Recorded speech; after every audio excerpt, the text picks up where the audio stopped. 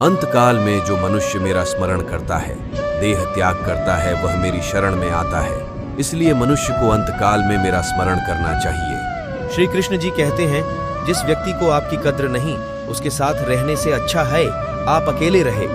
जब आपके जीवन के चारों ओर विनाश और विनाश हो गया, जब दुखों ने आपको हर जगह से घेर लिया, तब अपने मन से कृष्ण जी के नाम का दीपक जलाना और अपना सब हाल श्री कृष्ण को सुना देना। श्री कृष्ण स्वयं आपके सब दुख हरने आएंगे। यदि व्यक्ति शिक्षा से पहले संस्कार, व्यापार से पहले व्यवहार करता और भगवान से पहले माता पिता को पहचान ले, तो जिंदगी में कभी कोई अकेला नहीं रहेगा। वह जो सभी इच्छाएं त्याग देता है, मैं और मेरा का लालसा तथा भावना से मुक्त हो जाता है, उसे शांति मिलती है। जब आप प्रभु के साथ जुड़ेंगे तो आपका परीक्षण आरंभ होगा। कुछ लोग इसे दुख मानते हैं तो कुछ लोग प्रभु की कृपा। आत्मा विनाश से परे है। कोई भी उस आत्मा का अंत नहीं कर सकता जो अनंत है। खुशी मन की एक ही अवस्था है, जिसका बाहरी दुनिया से कोई लेना देना नहीं है। जिनके मन और आत्मा में सामंजस्य है, जो इच्छा और क्रोध से मुक्त है, जो अपनी आत्मा को जानते हैं, उनके साथ ईश्वर की शांति है। पूर्ण लगन के साथ अपना कार्य करो, लेकिन उसके फल की इच्छा मत करो, क्योंकि जब आप फल की इच्छा करते हैं तब कहीं न कभी आप अपने कार्य में पूर्ण रूप से समर्पित नहीं हो पाते। गति के लिए चरणों पर ध्यान देना आवश्यक है, किंतु प्रगति के लिए सदैव आचरण पर ही ध्यान देना चाहिए। अपनी इच्छा की शक्ति से अपने आप को नया आकार दें। अपने आप को कभी भी स्व इच्छा से नीचा न होने दें। हम जो कुछ भी हैं, वह हमने जो सोचा है उसका परिणाम है।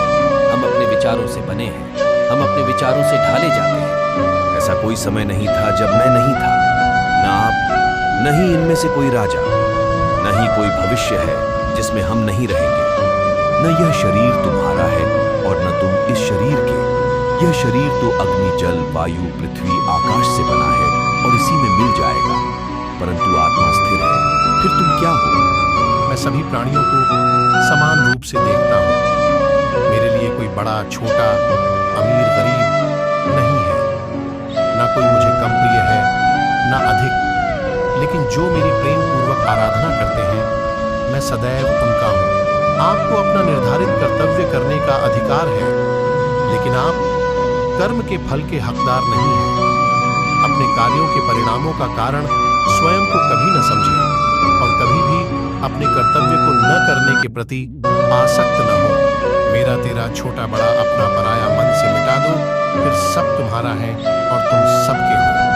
चाहे बुरा ही क्यों न लग जाए, पर ऐसा सत्य जरूर बोलिए, लेकिन ऐसा झूठ मत बोलिए जो सत्य लगे। वक्त से हारा या जीता नहीं जाता, बल्कि वक्त से तो सीखा जाता है। मन सफेद कपड़ा है, इसे जिस रंग में डुबाओगे वही रंग चढ़ जाएगा। क्रोध की अवस्था में भ्रम जन्म लेता है। भ्रम बुद्धि को नष्ट कर देती है और बुद्धि के नष्ट होते ही व्यक्ति का पतन हो जाता है। यदि मन बेचैन है और इसे नियंत्रित करना कठिन है, लेकिन अभ्यास के द्वारा इसे वश में किया जा सकता है। कर्म मुझसे नहीं चिपके रहते, क्योंकि मैं उनके परिणामों से जुड़ा नहीं हूँ। जो लोग इसे समझते हैं और इसका अभ्यास करते हैं, वे स्वतंत्रता में रहते हैं। अभी निराश मत हो, क्योंकि तेरा वक्त कमजोर हो सकता है, तू नहीं। कोई भी मनुष्य पूर्ण नहीं है। किसी न किसी में कोई न कोई कमी होती है और हर किसी में कोई न कोई अच्छाई होती है।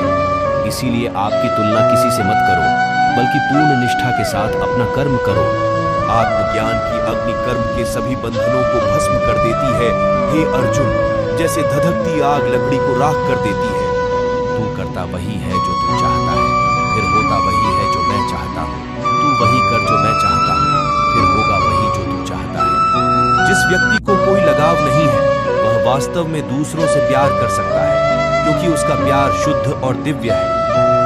जो कुछ करना है करो, लोभ से नहीं, अहंकार से नहीं, वासना से नहीं, ईर्ष्या से नहीं, प्रेम, करुणा, नम्रता और भक्ति से करो।